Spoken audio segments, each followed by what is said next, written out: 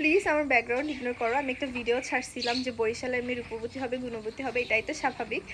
ওইটার কমেন্ট বক্সে যে এত কমেন্ট আসবে আমি ভাবতেও পারি না যে বরিশালের মেয়ে বিয়ে করতে হয় না, এরকম ওরকম, এরকম ওইরকম, তারপর হচ্ছে বরিশালের মানুষ এরকম ওরকম, আমি কল্পনাও করি নাই। তো আমি পড়তেছিলাম, এখন হাসতেছিলাম, তো আমার মনে হয় আমার কিছু বলা উচিত এটার ব্যাপারে।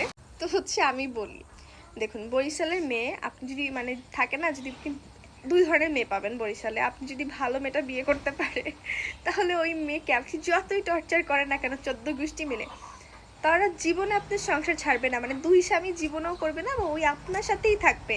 আপনার কথা আপনি যতই তাকে টর্চার করেন না কেন, আপনার কথা কাউকে খারাপ বলবে না, প্লাস হচ্ছে কেউ যদি আপনার কথা খারাপ বলে তাকেও মেরে ফেলবে, নিজেও মরে যাবে। এরকম আছে, এরকম টাইপের মেয়ে আছে।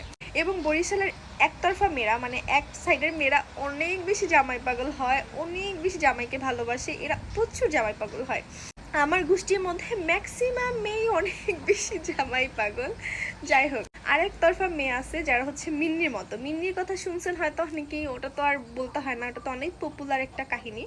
সো মিন্নির মতো আবার একতরফা মেয়ে আছে, যদি ওরকম হয় তাহলে কোপায় কাপায় আপনাকেও মেরে ফেলতে পারবে, বা আপনাকে শেষ ফিনিশ, আপনার সাথে বুনবে না, আপনাকে ফিনিশ করে দিবে, এরকমও মেয়ে আছে।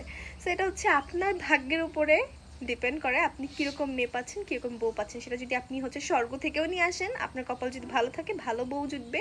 আর তার থেকে সব থেকে বড় কথা হচ্ছে নিজের আগে ভালো হওয়া দরকার, তারপরে হচ্ছে বউয়ের কথা বলা দরকার। কারণ মেয়েরা কখনো শ্বশুরবাড়ি গিয়ে আগে খারাপ হয় না, এটা যেই বলুক না কেন আমি মানবো না। মেয়েরা আগে শ্বশুরবাড়ি গিয়ে খারাপ হয় না, মেয়েদেরকে খারাপ বানায়। মেয়েদের মধ্যে শ্বশুরবাড়ি গিয়ে প্রথমে জেলাসি থাকে না, জেলাসি তৈরি করা হয়। সো হিংসা টিংসা মেয়েদেরকে তৈরি করে আপনারাই নেন ভাই। তো আর হচ্ছে এগুলো বলে লাভ নাই।